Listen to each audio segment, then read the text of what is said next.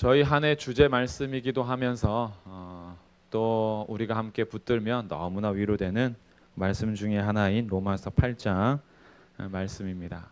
38절에서요. 내가 확신하노니라고 하는 이 말은 정확하게 번역하면 확신하지 않을 수 없다라는 의미입니다. 수동태인데요. 내가 능동적으로 확신한다 이게 아니라 확신하지 않을 수 없다 이런 뜻이에요. 확신하지 않을 수 없다. 믿어 의심할 수 없다. 믿어질 수밖에 없다. 뭐 이런 거죠. 그래서 이 마지막에 이 8장을 아주 절정으로 끌어가는 마지막 장면에서 내가 확신하지 않을 수 없다. 왜냐하면 그리스도 예수님 때문에. 이런 표현이 담겨 있는 것이 로마서 8장 38절과 39절입니다.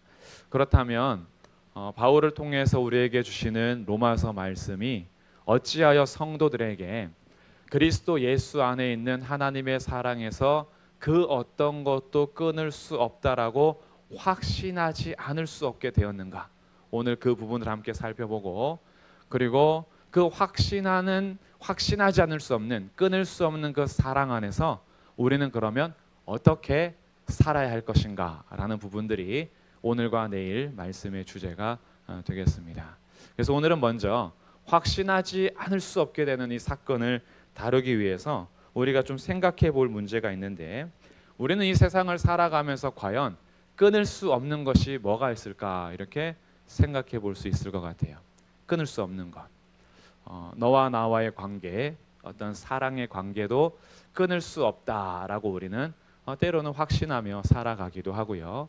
너와 나의 약속, 이것은 반드시 지켜질 거야 라는 생각을 가지고 약속도 끊어지지 않는 것으로 연결해서 살아가려고 합니다.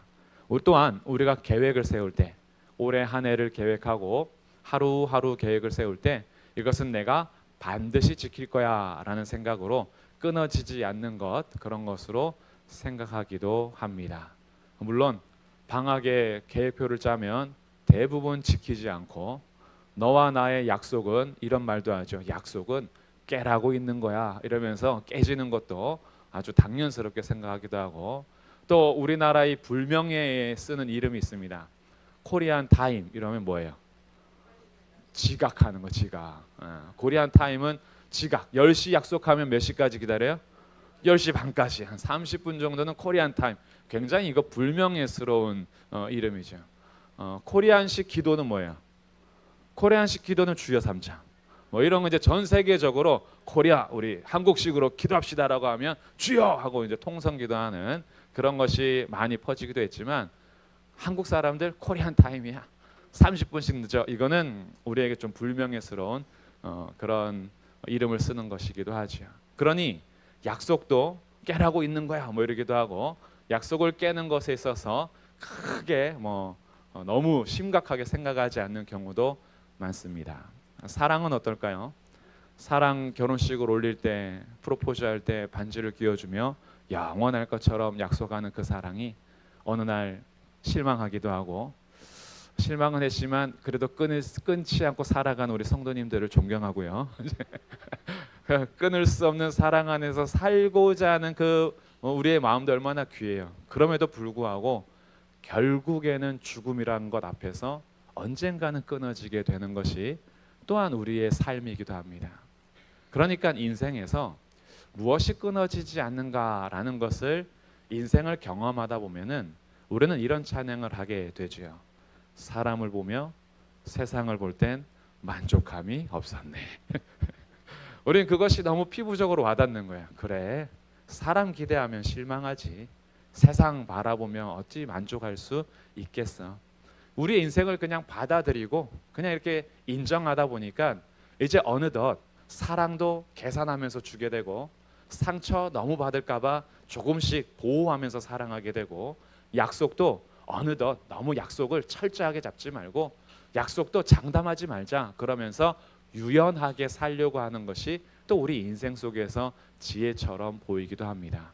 이렇게 살아가는 우리들에게 그 어떤 것도 끊을 수 없다라고 하는데, 사망도 끊을 수 없고 생명도 끊을 수 없고 천사들도 끊을 수 없고 능력도 끊을 수 없고 현재 일도 장래 일도 높음이나 기쁨이나 그 어떤 다른 모든 피조물 그 무엇이 다가온들 그리스도 예수 안에 있는 하나님의 사랑에서 끊을 수 없으리라. 내가 이것을 확신하지 않을 수 없다. 이것이요. 정말 우리 마음 깊은 곳에서부터 확신하지 않을 수 없는지. 아니면 우리들도 때로는 하나님의 계획과 하나님의 사랑에 실망하면서 하나님 정말 저 사랑하시는 거 맞나요? 하나님 절 부르시고 저를 세워가시는 계획이 신실하신 거 맞나요? 라고 우리 안에서 또 얼마나 많은 질문들과 의구심과 때로는 불만과 하나님을 향한 원망을 막 깊이 표현할지는 몰라도 속 깊은 곳에서 삐짐과 왜 이렇게 하시는지에 대한 우리의 불편한 마음들이 있는 것도 사실입니다. 그러다 보니까 인생을 살아가면서 뭔가 확신한다는 거 이거 사실 좀 조심스럽고 확신한다는 건 왠지 깨질까 봐 좀 두렵고 확신한다는 것은 너무 맹목적인 그런 맹신이 아닌가 뭐 이런 생각이 들기도 합니다. 한번 스스로 질문을 해보시죠. 정말로 그 어떤 것도 그리스도 예수 안에 있는 하나님 사랑에서 나를 끊을 수 없다고 확신하고 계십니까? 이것을 한번 질문해 보는 거예요. 올 한 해 지내면서 어떤 환경이 지나갈지 모르는데 나의 경제적인 어려움이, 나의 육체적인 질병이, 나의 나이가 들어가며 여러 가지 관계를 해나가면서 다가올 우리 2024년의 한 해 속에서 때로는 그 너머의 나의 인생 속에서 그 어떤 것도 그리스도 예수 안에 있는 하나님의 사랑에서 끊을 수 없음을 나는 어느 정도로 확신하고 있는지. 그래서 제가 오늘 바라기는요, 내가 그냥 확신한다 이것이 아니라 오늘과 내일 집회를 끝나고 앞으로 우리 믿음 생활이 계속 이어져 갈 때요, 나의 확신을 넘어 주님께서 부어주셔서 확신하지 않을 수 없는 그런 믿음의 삶이 되시기를 주님의 이름으로 축복합니다. 이것을 함께 소망하면서 주의 말씀을 나누기를 원합니다. 그러면 하나님께서 약속하시고 말씀하시는 정말로 그리스도 예수 안에 있는 하나님 사랑에서 끊을 수 없는 이 고백을 우리는 어떻게 믿을 수 있는가라고 생각해 볼 때요, 먼저는 두 가지 전제가 필요합니다. 세상에서 우리가 유연하게 살아가게 되는 이유는 사랑의 고백이 진실이라도 그의 사랑의 힘이 전능하지 않기 때문에 지키지 못하는 경우도 많습니다. 이 땅에서 인간의 사랑을 가장 깊고 넓은 사랑을 얘기한다면 아마도 어머니의 사랑일 겁니다. 여기에서는 아버지인 제가 양보하겠습니다. 제가 봐도 어머니의 사랑은 따라갈 수 없어요. 저는 피곤하면 자는데 아내는요, 피곤해도 아이들이 아플 때 돌봅니다. 저는 저 자느라고 바빠요. 나는 내 몸 돌보는 게 바쁘고 엄마는 그러지 않아요. 엄마는 아빠보다 훨씬 낫습니다. 그래서 저희 자녀들이 강릉에 갔을 때 저한테 전화하는 경우가 두 가지가 있습니다. 첫 번째는 엄마가 전화를 안 받았을 때 전화해서 물어봐요. 엄마 어디 있어요? 두 번째는 생각하다가 조금 미안할 때. 근데 저도 생각해 보니까 부모님한테 전화할 때 엄마한테 전화를 먼저 하지 아빠한테 전화를 먼저 안 하더라고. 그래서 엄마의 사랑은 그냥 이렇게 우리가 받아들이는 것 같고요. 그건 인정해야 돼요. 근데 그 엄마의 사랑이 정말 진실하고 엄마의 사랑이 어느 정도로 귀하냐 하면 성경에서 우리가 아멘이라고 하는 거 있죠. 아멘. 아멘이 진실로 이렇게 번역되기도 하거든요. 그래서 우리가 무슨 말을 할 때 아멘 하는 것은 제가 마음 깊이 동의합니다. 그렇습니다. 맞습니다. 이루어질 줄로 믿습니다. 뭐 이런 의미를 담아서 말씀에서 아멘하기도 하고 찬송에서 아멘하기도 합니다. 그 아멘이라는 히브리어 단어에 그 알파벳의 한 단어가요, 어머니의 상형 문자입니다. 어머니의 삶이, 어머니의 그 삶, 그리고 그 어머니란 존재가 진실하다는 것을 담고 있는 거예요. 그런데 이렇게 진실한 어머니도요, 자녀를 끝까지 사랑함에 있어서 그것을 못할 때가 있습니다. 그것은 어머니의 사랑이 진실하지 않아서가 아니라 어머니도 인간이기 때문에 그래요. 어머니도 전능하진 않거든요. 어떤 어머니가 자녀가 아플 때에 그 안 아프게 안 아팠으면 좋겠다 마음이 없는 어머니가 어디 있겠어요. 근데 그것을 해줄 수 있는 능력이 어머니에겐 다 없습니다. 자녀를 먼저 혹시나 떠나 보내야 될 때에 어머니의 사랑이 진실하지만 어머니가 아이들을 끝까지 지킬 수 있는 능력은 또 없습니다. 그러니까 전능하지 않은 한계 속에서 사랑이 끊어질 때가 있죠. 사랑이 멈출 때가 있고요. 또 어머니도 연약한 인간이다 보니까 그것이 잘못 또 나타나기도 하고 진실한 사랑이 표현되지 않기도 합니다. 그러니 정말 끊을 수 없는 사랑이다라고 했을 때 첫 번째 전제 조건은 그 사랑하는 자가 전능하셔야 됩니다. 전능해야 다른 모든 것들로부터 사랑을 지킬 수 있는 거예요. 전능해야 모든 것 위에 계셔야 내가 절대 이 사랑은 끊어지지 않게 할 거야 라고 할 때 지킬 수 있는 거죠. 그래서 먼저는 전능해야 돼요. 두 번째 끊을 수 없다라는 전제에는요, 이 전능한 분이 사랑하겠다라고 한 약속을 신실하게 지켜가는 신실성이 있어야 돼요. 전능은 한데 이분이 진실하거나 신실하지가 않아. 그럼 어떻게 해요? 변덕이 심해가지고 어제까지는 사랑했으나 오늘부터는 내 마음이 아니야.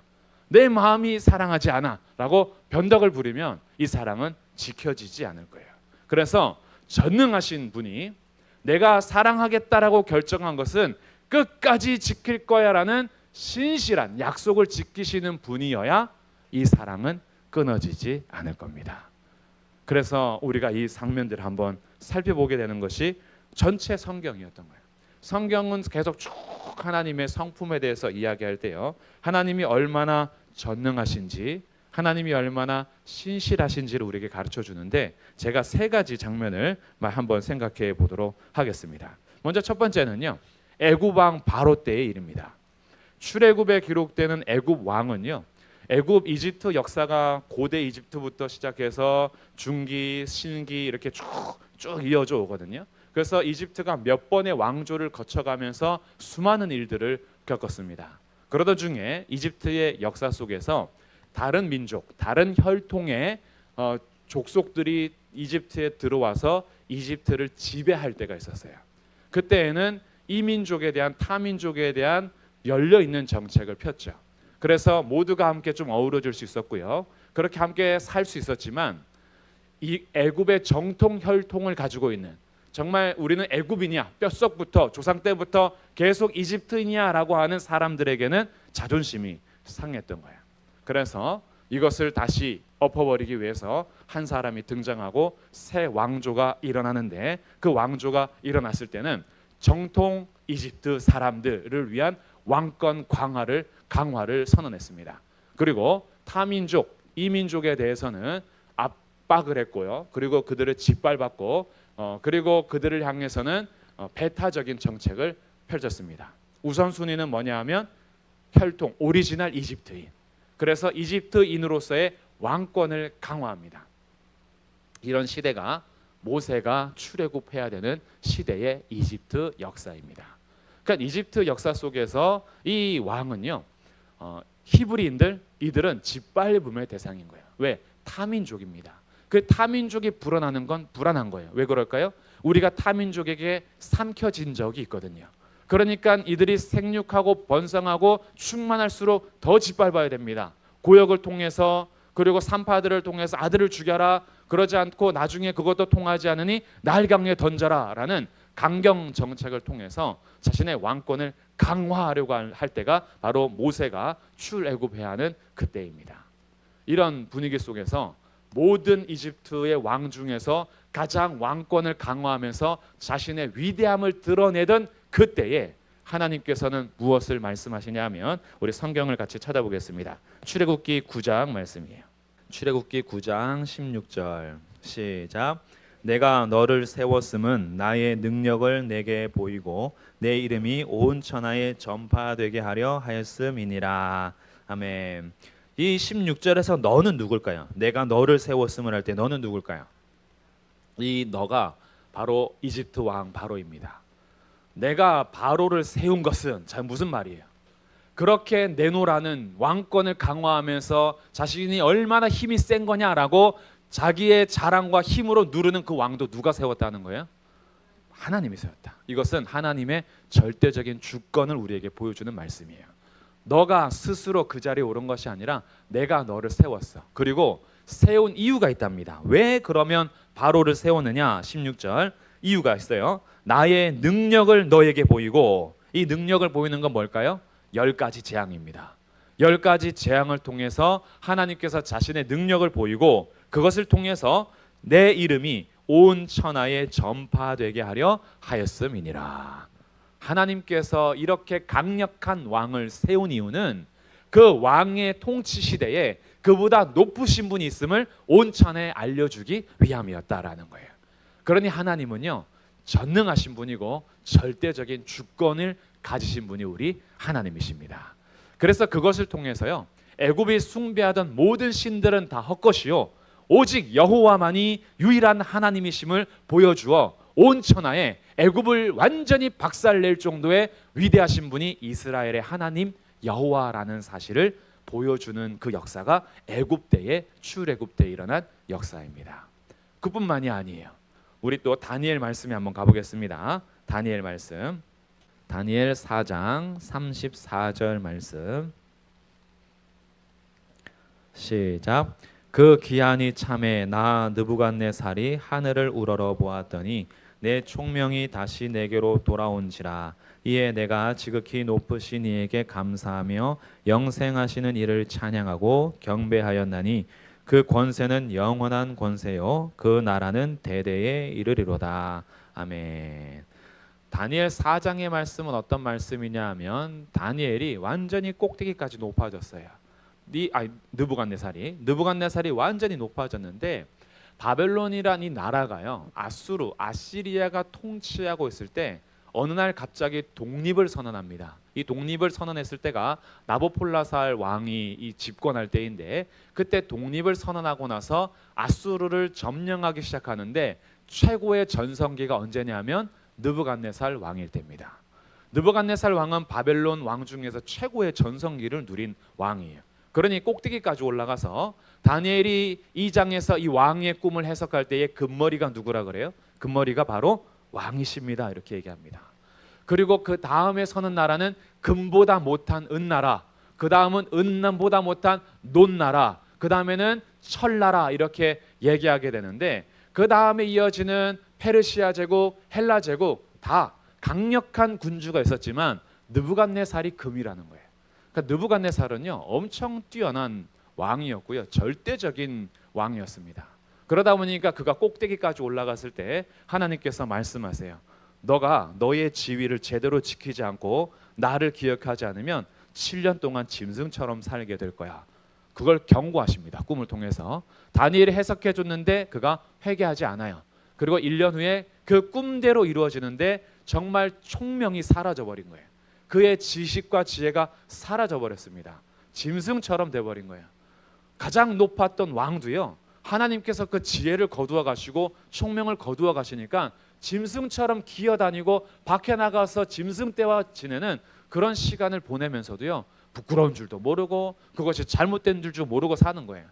그러니 하나님께서 치셔서 우리 지혜와 총명을 앗아가 버리면 우리는 아무것도 아닌 거예요. 가장 높았던 금머리도 그렇게 완전히 낮춰지다가 하나님의 때에 그에게 다시 총명을 주셔서 고백하게 하는 말이 저희가 읽은 34절의 말씀인 거예요. 그 기한이 참에 나 느부갓네살이 하늘을 우러러 보았더니 내 총명이 다시 내게로 돌아온지라. 이에 내가 지극히 높으신 이에게 감사했다. 그제서야 자기 자리를 지키는 거예요. 감사합니다. 영생하시는 하나님을 찬양하고 경배합니다. 그 권세는 영원한 권세요 그 나라는 대대에 이르리로다 라고 하면서 자기 위치를 파악하며 노래하는 장면이 저희가 읽은 다니엘 4장의 장면인 거예요. 그러니 바벨론의 가장 높은 왕도요, 하나님께서 그 위에 계신다라는 것을 보여주는 사건이에요. 이 하나님이 전능하신 권세를 가지신 하나님이시고요. 그 다음에 넷째 나라가 가장 강하다 그래요. 첫째 나라 금머리, 둘째 나라 은나라, 그리고 또 셋째 나라 녹과 같은 나라인데, 이 넷째 나라는 철인데요, 이 철은 강하기가 쇠 같아서 두려운 나라로 표현하는데, 이 네 번째 나라가 로마거든요.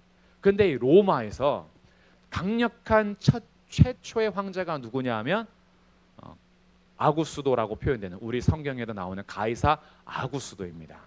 이 아구스도라는 것은 옥타비아누스 율리우스 가이사르라고 하는 이 황제인데, 이 황제가 전 로마를 통일시키고요, 원로원을 장악하고요, 모든 군부대를 장악했어요.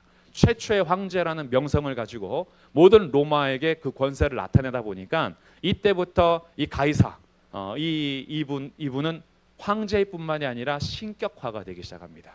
그래서 황제를 위한 신전들도 세워지고요. 이런 정도의 사람이 가이사 아구스도인데, 이 가이사 아구스도, 이 사람이 누가복음 2장에 기록이 됩니다. 그러니까 지금 제가 세 개 나라를 살펴보는데, 애굽의 가장 전성기 때, 그리고 바벨론의 전성기 때, 로마의 그 전성기는 아니지만 최초의 황제로서 등장했던 그 왕도요, 누가복음 2장에 어떻게 등장하느냐 한번 찾아보도록 하겠습니다. 자, 누가복음 2장 말씀입니다. 1절과 2절입니다. 1절, 2절, 3절. 그때에 가이사 아구스도가 여기 등장하죠. 이 가이사 아구스도가 로마 제국 시대 최초의 황제를 말하는 거예요. 아우구스투스를 말하는 것인데, 이 사람이 명령을 내렸답니다. 어떤 명령을 내렸냐면 천하로 다 호적하라. 다 너희들 호적 조사를 한 거예요. 그래서 징벌하고 세금 걷는 것을 철저하게 하기 위해서 호적 명령을 내렸는데, 이 호적 명령이 자신의 왕권을 위해서 한 거잖아요. 그런데 이런 왕권을 위해서 한 이야기도 결국에 무엇이 이루어지냐 봤더니 4절 말씀, 요셉도 다윗의 집 족속이므로 갈릴리 나사렛이란 동네에서 유대를 향하여 베들레헴이라 하는 다윗의 동네로 약혼한 마리아와 함께 호적하러 올라갔다. 요셉이 결혼한 곳은 정원에서 마리아를 맞아들인 곳은 나사렛입니다. 그래서 나사렛에서 이 만삭이 거의 다 돼갈 때쯤에 가이사의 명령에 따라서 호적하기 위해서 베들레헴으로 가지 않을 수가 없었어요. 황제의 명령을 거스릴 수는 없으니까. 그래서 그 임신한 부인을 데리고 그 먼 길을 가야 하는 요셉의 그 발걸음, 이것이 사실은 예수님이 태어나기 700년 전에 미가 선지자를 통해서 하신 예언의 말씀을 이루기 위한 것으로 누가복음이 소개하는 거예요. 미가 5장 2절에서 베들레헴 에브라다야, 너는 고을이 작을지라도 내게서 다스리는 자가 나올 것이다. 예수님 메시아의 탄생을 베들레헴으로 이미 정해 두신 거예요. 하나님의 작정과 계획 안에서 하나님이 이 일을 이루시기 위하여 가이사 아구스도가 아무리 로마의 황제고 신격화되는 높은 자일지 몰라도 하나님은 그를 통치하시고 다스리셔서 하나님의 계획을 이루어 가시는 분이 바로 더 위에 계시는 우리 하나님이시라는 거예요. 그래서 이 성경을 통해서 우리 하나님이 얼마나 위대하시고 얼마나 높으시고 얼마나 전능하신가라는 것을 애굽의 시대, 바로의 시대, 로마의 시대를 통해서 보여주면서 그 전능하심으로 하나님의 주권을 보여주신다면, 그 전능하신 하나님이 과연 신실하시냐라는 답변에는 오늘 다시 로마서 본문 말씀으로 가보도록 하겠습니다. 그 하나님이 전능하신 것은 확인이 되는데, 그러면 그 하나님께서 과연 신실하신가라고 할 때에 이 신실하심도 우리는 성경 전체에서 찾아볼 수 있지만, 이제 다시 본문 말씀으로 와서 로마서 8장에서는 이렇게 기록을 합니다. 8장 32절 말씀인데요. 자기 아들을 아끼지 아니하시고 우리 모든 사람을 위하여 내주신 이가, 여기에서 하나님의 신실하심을 찾아볼 수 있어요. 하나님이 어느 정도로 신실하시다라는 거예요? 자기 아들을 아끼지 아니하시고 약속하신 대로 내주시는 이가 하나님 아버지시다. 이 정도의 신실함이라면 도대체 뭘 우리 더 바랄 수 있겠어요? 아니, 자기 가장 사랑하는 아들, 인간도요, 자기 자녀를 웬만해서 바꾸지 않아요. 인간이 좀 타락한 본성을 가지고 있고 악하기 때문에 자녀를 바꾸기도 하고 넘기기도 하는 그런 일들이 있기는 하지만, 그러나 웬만해서는 이 땅의 부모도 악한 자일지라도 자식에게 떡을 줄 줄 알고요, 생선을 줄 줄 알고 원하는 것을 해주려고 하면서 보호하고 아끼는 것이 부모입니다. 그런데 자기 아들을 아끼지 않고 내주신 하나님의 이 사랑은 어느 정도냐면 하나님과 아들의 관계는 언제부터 시작되었을까요? 하나님과 아들의 관계는 이 세상이 창조되기 전부터 이루어진 관계입니다. 무슨 말이냐 하면 세상이 없어도요, 하나님 아버지와 아들은 불만족이 없습니다. 세상이 없어도 아버지와 아들의 사랑에는요, 그 어떤 영향도 끼치지 않아요. 그 정도로 사랑하는 관계가 아버지와 아들의 사랑인 거예요. 우리 인간 피조물이 따라갈 수 없는 영원전부터 영원까지 그 무엇과도 바꿀 수 없고 그 무엇이 있기도 전부터 영원한 교제와 친밀함과 사랑을 나누던 관계가 하나님 아버지와 아들 하나님의 사랑인 거예요. 그 사랑은 영원한 겁니다. 그런데 그 사랑을 우리를 구원하시기 위해서 약속하신 대로 아들을 주시는 사랑으로 우리에게 보여주셨다라는 거예요. 도대체 이 신실함을 증명하는 이 말씀 외에 뭐가 더 필요하겠어요, 사실. 아니 창조 세상이 있기도 전부터 사랑했던 아들을 우리를 위해서 내줬다면 그 뒤에 이렇게 말하잖아요. 어찌 그 아들과 함께 모든 것을 우리에게 주시지 않겠느냐. 아들까지 주신 사랑이라면 뭘 안 주겠냐 이거예요. 아들까지 줬는데. 그러니까 그 사랑의 신실함을 믿을 수 있도록 우리를 초대하고 있습니다. 그러니 우리 하나님은 전능하시고요. 우리 하나님은 자기 아들을 아끼지 아니하고 내주실 수 있는 신실하신 하나님이십니다. 근데 그 하나님이 우리를 어떻게 하셨냐면 우리를 택하시고 예정하셨습니다. 이거 하나님의 주권과 작정 안에서요. 하나님은 자기의 뜻대로 모든 것을 하실 수 있는 분이거든요. 그리고 하나님은 계획하신 대로 이루시는 분이고요. 하나님의 계획과 하나님의 뜻은 그 누구도 방해할 수도 없고 꺾을 수도 없어요. 근데 그 하나님의 주권과 작정으로 뭐 하셨냐 봤더니 에베소서 1장 4절과 5절에서 이렇게 말합니다. 창세전에 우리를 택하셨는데 그 기쁘신 뜻대로 우리를 예정하셨다 그래요. 하나님이 언제 우리를 택하셨다고요? 창세전에요. 세상이 지기 전부터 이미 우리를 그리스도 예수 안에서 택하셨답니다.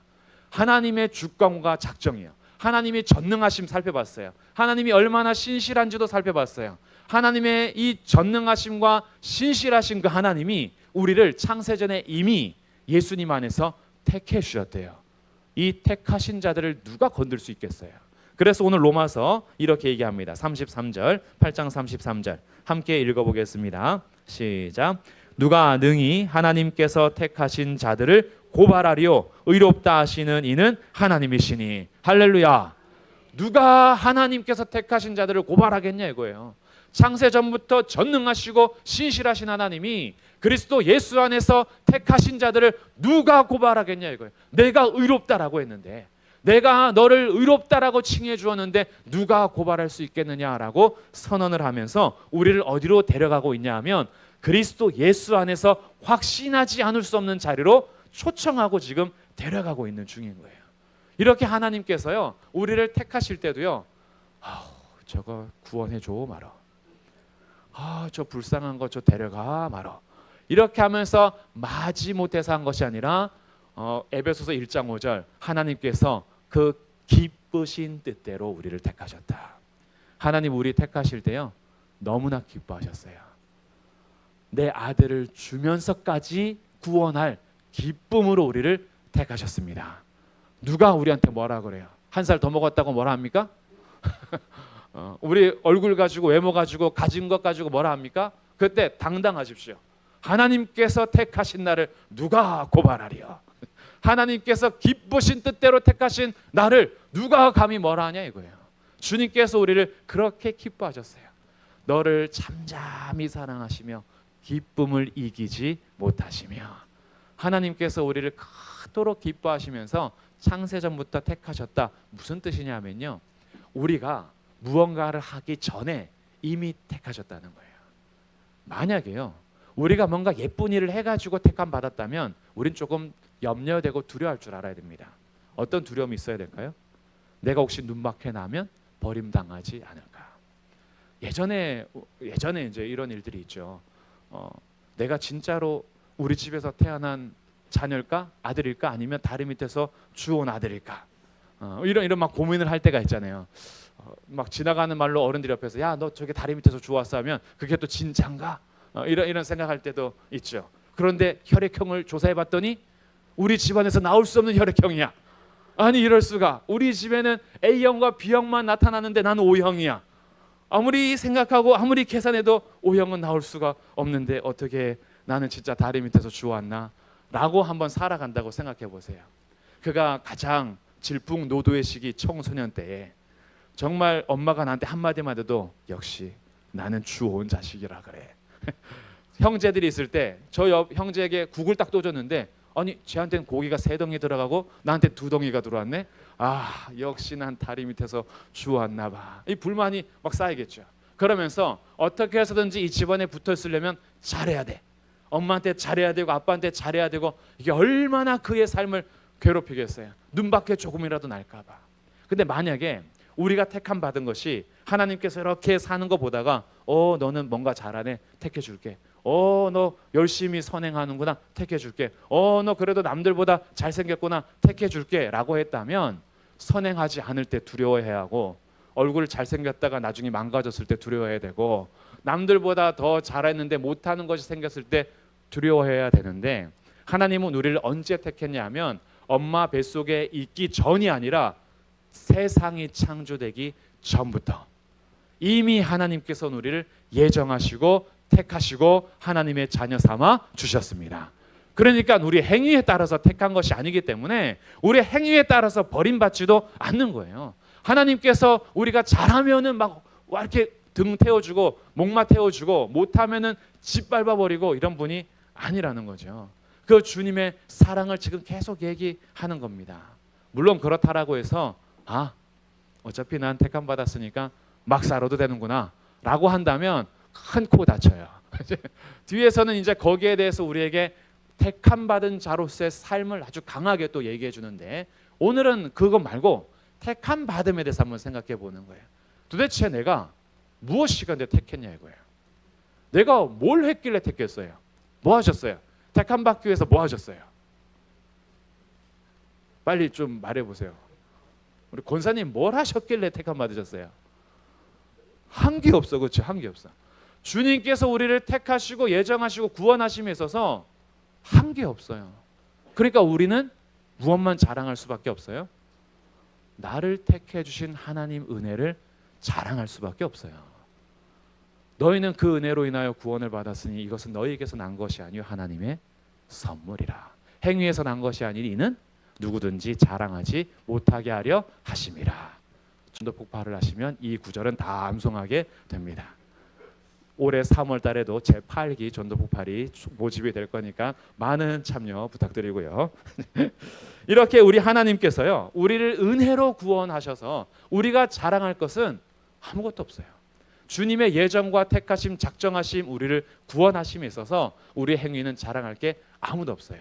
이 하나님의 작정에는요 12가지 정도의 특징이 있는데 그냥 한번 듣고만 지나가시면서 걸리는 거 하나만 마음에 깊이 새기시면 될 것 같아요.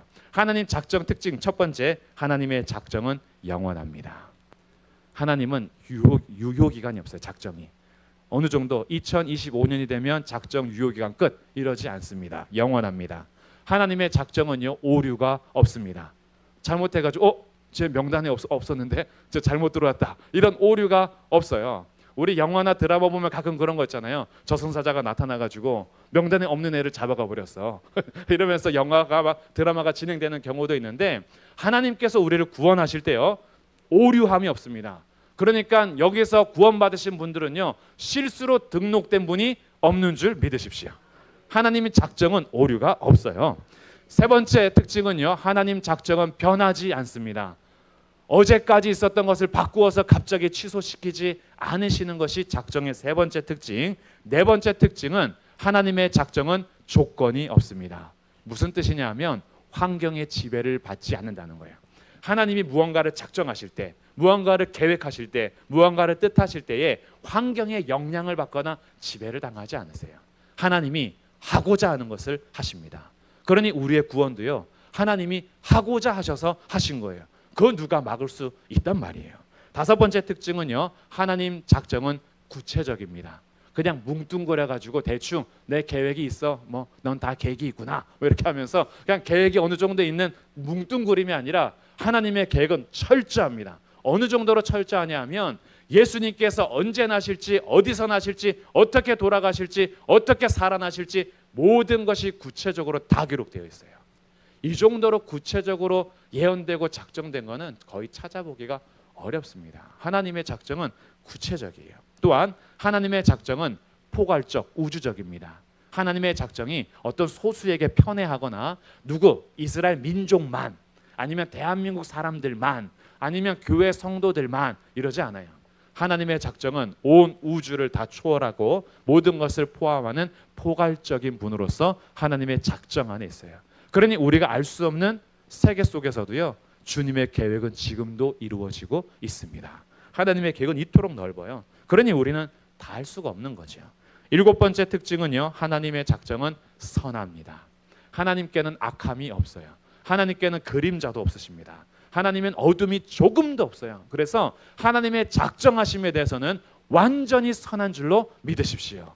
내가 알지 못해서 그러지, 나의 지혜가 부족해서 그러지 하나님의 작정이 악해서 내 삶이 이렇게 되는 거 아니라는 거예요. 또한 8번째, 하나님의 작정은 신비롭습니다.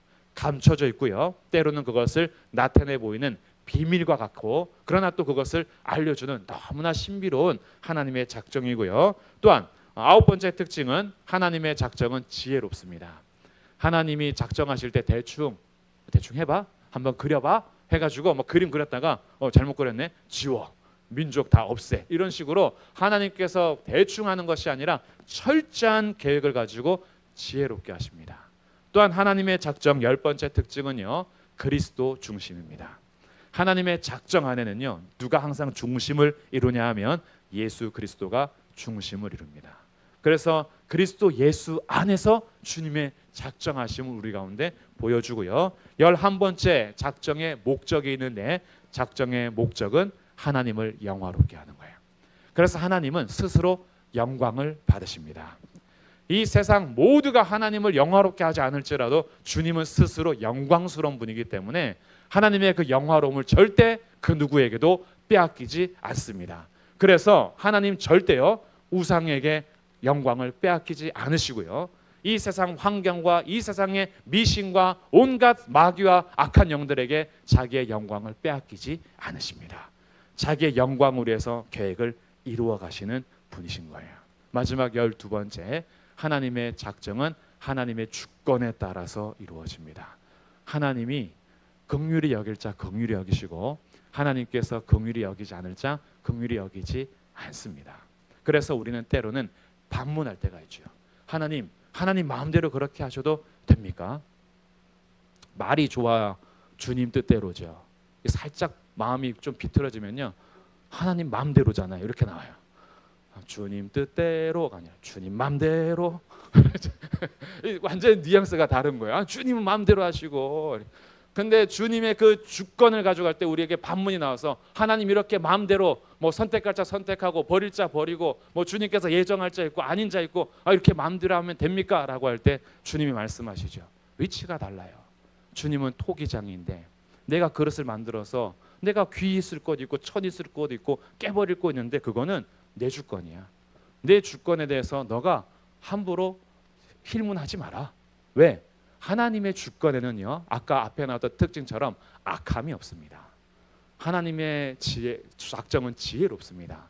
하나님의 그 작정에는요, 하나님께서 그 어떤 것에 영향을 받지 않아요. 하나님의 선함과 지혜에 따라서 하는 거기 때문에 우리의 무지가 반문할 때는 있으나 사실은 하나님이 하시고자 하는 것이 가장 좋은 길인 겁니다. 이렇게 해서 작정하시는 하나님이 누구를 작정하시고 택하시고 불러주셨냐면 오늘 우리 성도님들을 예정하시고 택해 주셨다라는 거예요. 그러니 하나님의 작정에 무엇이 흔들릴 수 있겠습니까?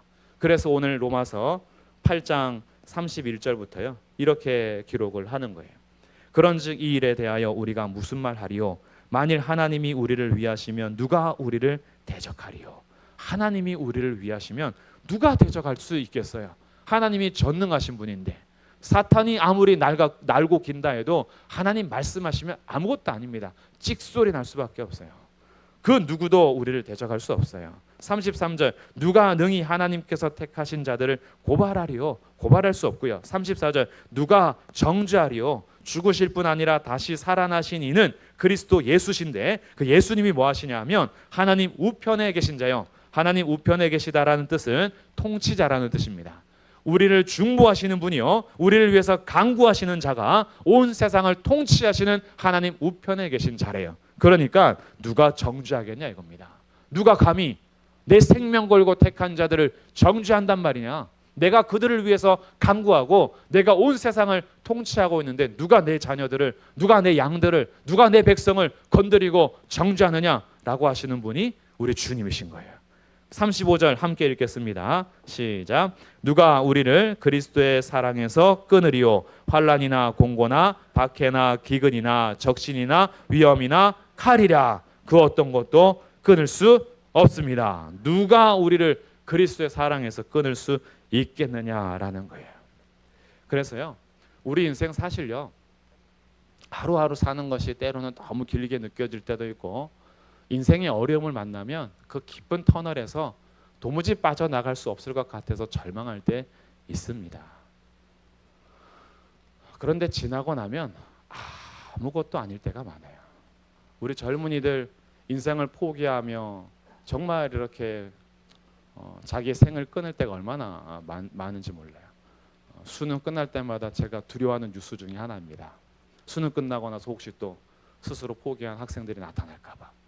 우리가 정말 경제적으로 어려워지고 나라가 힘들어질 때에 우리 뉴스에 나오지 않는 수많은, 우리나라가 자살률이 정말 높거든요.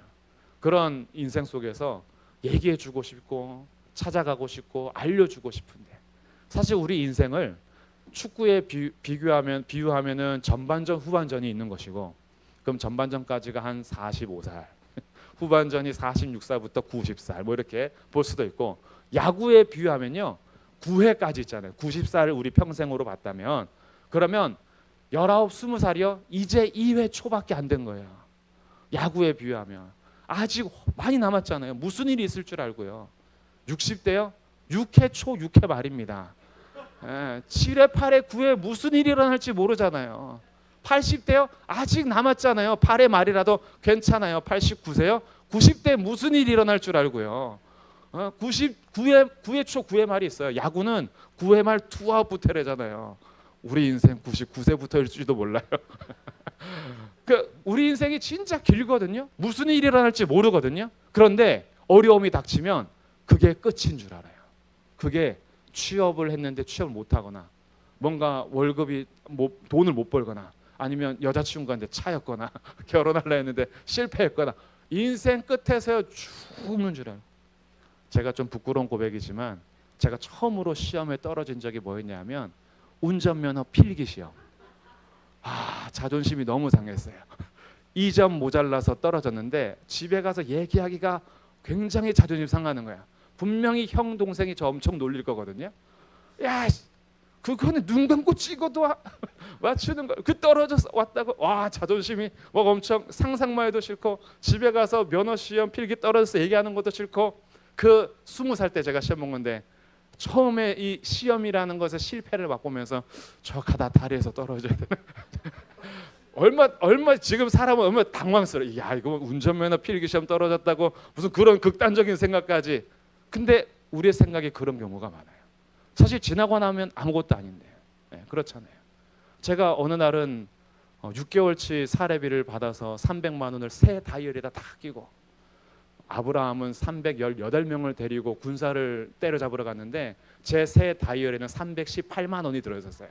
수표 100만 원짜리 3장과 현금 1만 원짜리 18장이 들어있었어요. 그 기분 좋게 그것을 끼고 강아지 한 마리를 데리고 월드컵 경기장을 갔죠. 그리고 강아지랑 돌다 보니까 다이어리가 없어.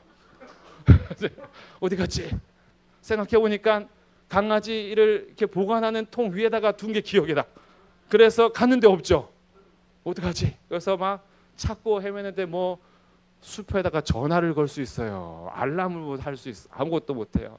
돌아다녀도 다이얼은 보이지도 않고, 분명히 그 봉투에 교회 이름이랑 전도사 이름 적혀 있는데 성도가 주워가지고 나한테 연락을 해주면 좋겠는데 그거는 전화도 없고, 교회에다가 연락을 했는데 그 또 300만 원이 그때 마침 제가 사례비 6개월치 못 받고 있다 받은 거였거든요. 그때 마침 누가 무명으로 헌금한 거야. 그러니 이건 찾을 길도 없고 그러면서 야, 그때 무너진 것 같아요. 야, 318만 원이 진짜 어떻게. 그러면서도요, 그때 무슨 생각한 줄 알아요? 이것은 하나님의 주권적 선택인가, 나의 실패, 인간의 무책임이고 인간의 잘못된 선택인가, 이런 신학적인 질문을 막 던지면서 이거는 도대체 누구 책임인가 뭐 이러면서 그때는 막 무너질 것 같은데, 지금 지나고 나면요, 그것도 아무것도 아니에요. 아무것도 아니에요. 300만 원 얘기하니까 제 인생에 300만 원에 대한 또 큰 일이 하나 있는 이거는 내일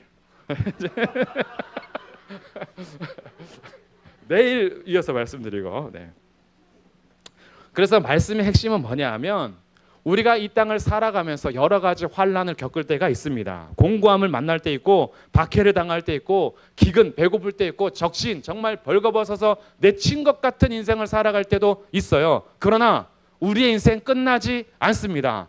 왜냐하면 그리스도 예수께서 우리를 붙잡아 주시기 때문이에요. 그래서 37절 우리 함께 읽어보겠습니다. 시작. 그러나 이 모든 일에 우리를 사랑하시는 이로 말미암아 우리가 넉넉히 이기느니라. 아멘. 할렐루야. 우리 그리스도가 계시기 때문에요, 우리가 여러 가지를 당하나 포기하지 않아도 돼요. 왜냐하면 우리를 사랑하시는 이로 말미암아 넉넉히 이길 수 있습니다. 어느 정도의 사랑인지 우리 계속 말씀드렸잖아요. 창세 전에 택하셨다니까요. 하나님의 택하심과 작정을 누가 감히 막을 수 있냐 이거예요. 하나님께서 우리를 그렇게 기쁘게 택하셔서 이 자리에서 자녀 삼아 주셔서 하나님을 아버지라 부를 수 있게 하시는데요, 우리가 기도할 때 뭐 얼마나 유창하게 해야지만 기도인가요? 기도가 안 될 때는 그냥 아버지 한마디 하시면 돼요. 아버지, 주여 하시면 돼요. 오늘 혹시 뭐라고 기도해야 될지 모르시는 분들은요, 그냥 아버지 하시면 돼요. 아버지. 그 아버지가요, 우리 마음을 그렇게 아시잖아요. 남들한테 표현 못해. 난 말을 잘 못해. 말을 잘 못하는 것이 꼭 기도 못하는 건 아니에요. 말 잘 못해도 아버지 앞에 진실하게 내 마음 표현할 수 있어요. 어떤 분들은 마음 표현하는 것도 어려운 분이 있어요. 그러면 하나님 앞에 그냥 주여 저도 제 마음 모르겠어요, 도와주세요. 그러면 아버지께서 우리의 가장 깊은 간구까지도 아십니다. 이렇게 함께 하시는 하나님 때문에 우리는 넉넉히 이길 수 있습니다. 그래서 확신하지 않을 수 없다는 거예요. 그래서 내가 확신하지 않을 수 없다. 왜? 그리스도 예수님 때문에. 그래서 사망이나 생명이나 천사들이나 권세자들이나 현재일이나 장래일이나 능력이나 높음이나 깊음이나 다른 어떤 피조물이라도 우리를 우리 주 그리스도 예수 안에 있는 하나님의 사랑에서 끊을 수 없으리라. 아멘. 정말 우리 주님이 우리를 사랑하시는 걸 믿으시기 바랍니다. 그 사랑 안에서 그 어떤 것도 끊을 수 없음을 믿으십시오. 때로는 돈이 우리를 쥐어 잡고 있는 것 같지만 아니에요. 그 너머에 주님이 우리를 붙잡고 계십니다. 돈도 어떻게 쓰냐에 따라 다르잖아요. 저희 집에서도 요거까지 하고 이제 기도할 건데, 저희 집에서 이런 일이 있었습니다. 어떤 아이가, 셋째가 책을 읽고 있었어요. 돈이 되고 싶은 아이라는 책을 읽고 있었어요. 그랬더니 옆에 있던 첫째가 넌 뭐 그 책을 읽냐, 넌 벌써 돈이 됐잖아. 돼지 돈. 돼지 돈이 됐대요. 돈이 되고 싶은 아이 안 읽어도 된대. 그래서 이 돈도 어떻게 쓰냐에 따라 다르구나. 이제 누구는 돈을 그렇게 걱정합니다. 돈 워리. 근데 이 돈 워리가 do not worry, 걱정하지 마인데, 누구는 돈 때문에 걱정하고 누구는 걱정하지 마. 이거는 그냥 말장난이긴 한데, 말씀드리고 싶은 거는요, 돈이라는 거요, 어떻게 쓰냐에 따라 달라요. 돈이 우리 생명을 주관하지 않습니다. 돈이 우리를 쥐어 살리는 거 아니에요. 그래서 저는 축복합니다. 올 한해 하나님께서 부어시는 이 땅에 풍성한 결실도 있기를 축복합니다. 그러나 그것이 없을지라도 주님의 사랑이 끊어진 건 아님을 믿으십시오. 우리는 배부름에 처할 줄도 알고요, 배고픔에 처할 줄도 알고 풍부나 빈곤에 처할 줄 알아서 그리스도 예수 안에서 일체의 비결을 배우는 자들입니다. 내게 능력 주시는 자 안에서 모든 것을 할 수 있습니다. 무엇이 우리를 그리스도의 사랑에서 끊을 수 있겠습니까? 그리스도 예수 안에 있는 하나님의 사랑에서 끊을 수 없습니다. 이런 확신을 가지고 내일은 현실적인 질문을 하게 될 텐데 9장, 10장, 11장은 이 현실의 문제를 다뤄요. 아니 이렇게 끊을 수 없는 사랑을 확신하지 않을 수 없는데 바울에게 있어서 큰 고통과 근심이 있어요.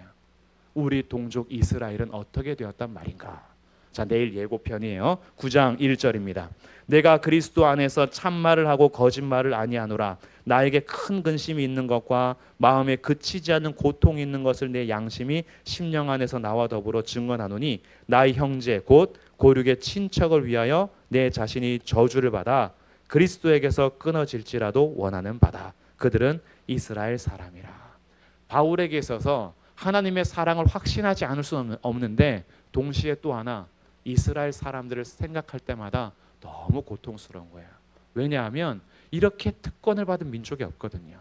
하나님께서 이들을 통해서 언약을 맺으셨죠. 율법을 주셨죠. 그리스도가 나게 하셨어요. 성막을 주셨어요. 정말 특권이란 특권을 다 받았는데 지금 현실은 뭐냐 하면 이방인들은 구원을 받는데 유대인들은 구원 밖에 있는 거예요. 이방인들은 예수님을 믿고 있는데 유대인들은 이런 특권을 받았으면서도 하나님을 믿지 않고 예수님을 믿지 않는 거예요. 그래서 구원에서 지금 제외가 되고 있는 거예요. 그래서 질문을 하는 거죠. 하나님의 계획이 어찌 되었단 말인가? 이건 우리의 현실적인 문제로 와요. 하나님의 끊을 수 없는 사랑을 확신하지 않을 수도 없는데 우리의 현실적인 문제, 가족 구원. 하나님, 우리의 자녀들은 어떻게 할 것이며 우리 형제들은요? 하나님, 그 끊을 수 없는 사랑 안에서 내 사랑하는 가족은요? 하나님, 우리 이웃들은요? 하나님, 그리고 내 인생에 왜 이렇게 해결되지 않는 문제들이 왜 이렇게 많습니까? 근심하며 걱정하며 염려하는 일들이 쏟아집니다. 끊을 수 없는 사랑은 확신하지 않을 수는 없지만 현실적인 문제는 여전히 있는 거예요. 사실 우리 여기 계신 분들만 생각하면요, 우리 예수님 지금 오셔도 우리는 할렐루야잖아요. 근데 우리 안에 또 하나 마음이 있잖아요. 지금 오시면 예수님 안 믿는 우리 가족 어떻게 해요? 예수님 아직 영접하지 않은 사랑하는 내 친구들 어떻게 해요? 나는 지금 오셔도 괜찮아요. 그런데 가족 생각하면 아직 안 되는 거예요.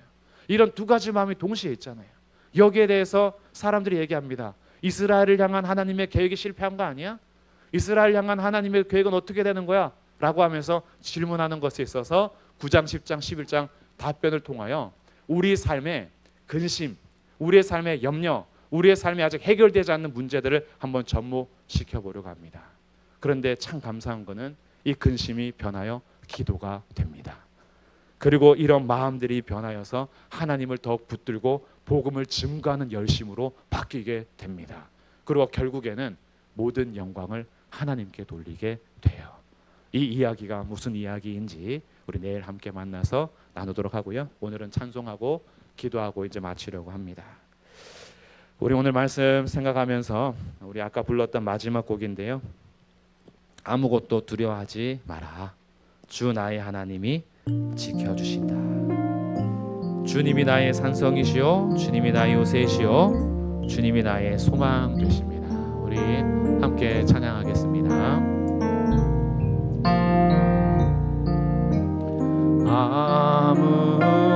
아무것도 두려워 말라. 주 나의 하나님이 지켜주시네. 놀라지 마라. 겁내지 마라. 주님 나를 지켜주시네. 아무것도 두려워 말라. 아무것도 두려워 말라. 주 나의 하나님이 지켜주시네. 놀라지 마라. 겁내지 마라. 주님 나를 지켜주시네. 내 맘이 힘에 겨워 내 맘이 힘에 겨워 지칠지라도 나를 지켜주시네. 세상 험한 풍파, 세상의 험한 풍파 몰아칠 때도 주님 나를 지켜주시네.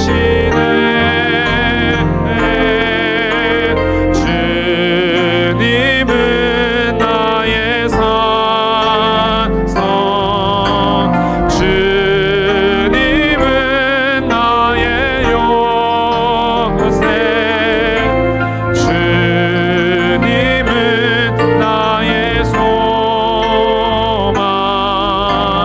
나의 힘이 되신 여호와.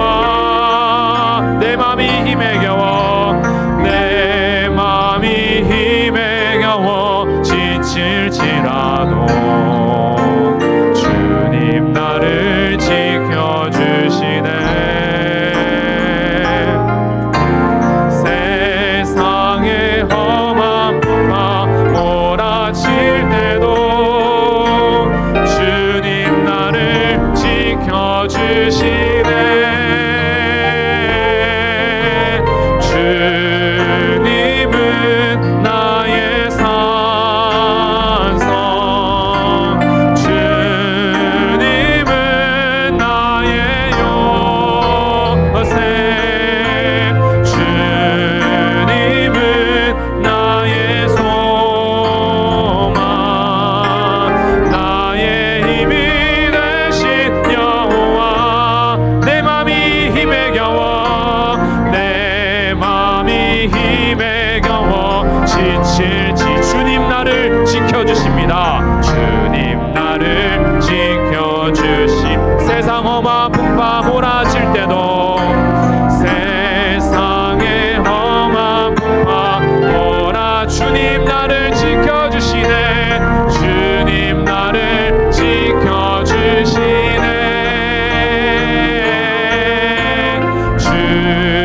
주님은 나의 산성, 주님은 나의 요새, 주님은 나의 소망, 나의 힘이 되신 여호와. 주님은 나의 산성, 주님은 나의 산성, 주님은 나의 요새,